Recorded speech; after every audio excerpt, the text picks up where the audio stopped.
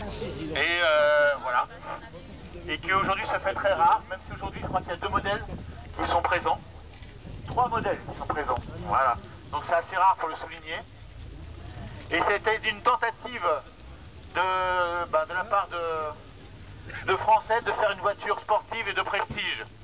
Et vous savez qu'à l'époque, quand cette voiture est sortie, à part la marque Alpine qui était encore vivante, entre guillemets, hein, il n'y avait plus de marque de prestige en France. C'est bien dommage. Donc ça a été une tentative faite par Venturi, appelée aussi MVS. MVS à l'époque, hein, manufacture de voitures de sport, voilà. Et après la marque s'est transformée en Venturi, hein, au départ c'était le nom du modèle. Voilà. Alors je vais poser quelques questions au propriétaire parce que c'est toujours le propriétaire qui connaît mieux sa voiture. Alors dis-nous donc les premières Venturi, enfin le prototype et ensuite les premières voitures de série sont sorties en quelle année? Alors tout d'abord il faut dire que ce sont 2 ingénieurs, un dessinateur et un motoriste de chez Heuliez, les carrosseries Heuliez qui ont fondé la marque MVS, donc manufacture de voitures de sport, transformée ensuite en Venturi. Et il s'agissait de Jean-Claude Foirot et de Gérard Godefroy. Gérard Godefroy est un très bon designer automobile puisque c'est lui qui a dessiné la 205 et ensuite quelques prototypes Volkswagen genre un petit peu voitures de loisirs et des buggy.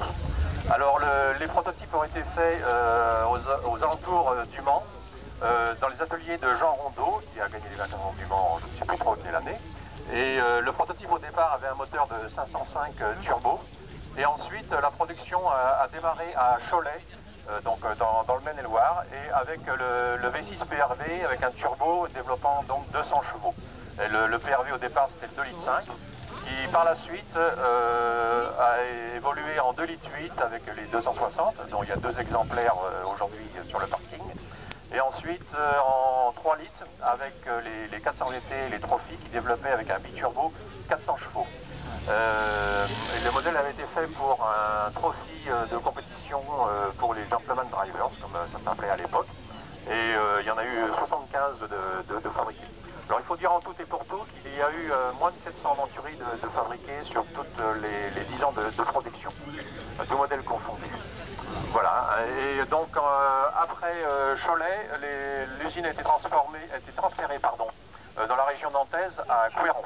Alors celle-ci est une des premières, elle a été fabriquée à Cholet. Par contre les 2 autres sur le parking ont été fabriquées à Couéron. Voilà, et donc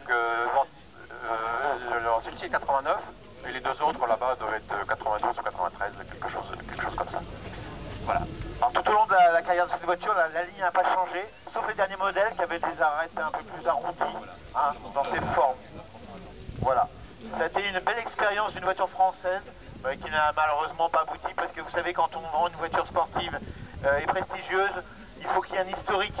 Et c'est vrai, cette voiture n'avait pas d'historique, c'était une marque nouvelle, et c'était difficile de se confronter à certaines marques comme Porsche ou Ferrari, ou voilà. Hein, quand on n'a pas d'image, c'est toujours dur de s'implanter dans cette catégorie. C'est un problème d'image, tout simplement. C'est pas un problème de conception, c'est une voiture qui est très bien conçue, très performante et de lignes très très agréables. Donc voilà, c'est une question d'image, tout simplement.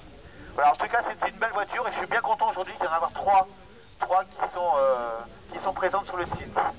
Hein, il faut dire que les versions cabriolet aussi étaient très intéressantes avec leur toit rétractable, hein, Transcope, je crois qu'on les appelle. Transcope, voilà. Bien, merci à toi. On peut voir le moteur, on voit pas beaucoup le moteur. On voit pas beaucoup le moteur. Non, mais c'est pour voir l'architecture. Donc bien sûr, c'est une voiture à moteur central, hein, comme toutes les sportives modernes. Voilà. Donc je rappelle, la cylindrée de ce moteur est c'est le 2,5 litres. Voilà. Le 2,5 litres PRV, bien connu des amateurs. Hein. Voilà, en position centrale. Comment? Pas très accessible. Pas très pratique. Avec le turbo au-dessus, ça fait un peu usine à gaz. Hein. Un moteur turbo. Voilà.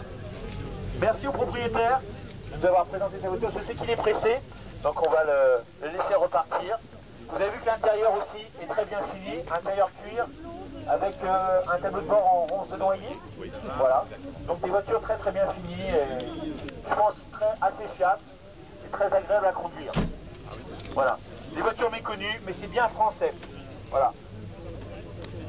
Alors un petit clin d'œil au rétro qu'on retrouve sur beaucoup de jeux sportives. Hein. Ce sont des CX. voilà, des rétroviseurs de Citroën CX. Il y a beaucoup comme ça de petits objets empruntés à d'autres voitures de grande série. Hein? Je peux faire une petite énumération des éléments empruntés à la grande série. Pare-brise et vitres latérales, c'est du Renault Fuego, donc les rétroviseurs, c'est du Citroën CX. Les feux arrière, c'est du BMW série 3, première série. À l'avant, les phares, c'est du Simca 1100. Les clignotants, du R5 Turbo. Tout ce qui est ventilation et commodo à l'intérieur, c'est du Peugeot.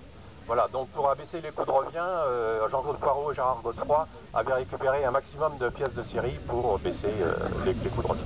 Comme tous les petits constructeurs font, hein. Les petits constructeurs empruntent toujours des pièces spécifiques à la grande série. Et bien sûr, c'est une voiture qui est entièrement en polyester. Voilà. Merci à toi. Hein